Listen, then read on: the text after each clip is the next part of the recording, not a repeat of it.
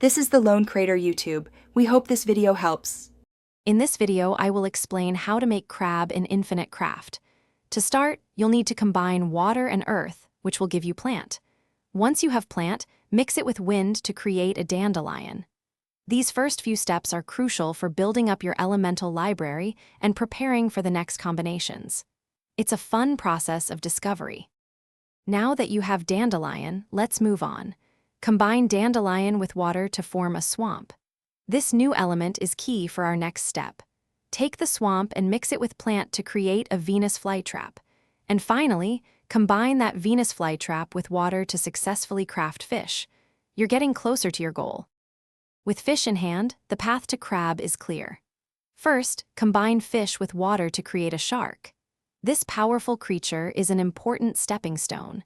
Then, take the shark and combine it with water again to produce a magnificent whale.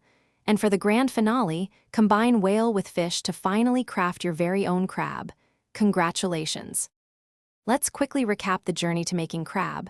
You started with plant, then dandelion, moved to swamp, created Venus flytrap, and finally got fish before combining for crab.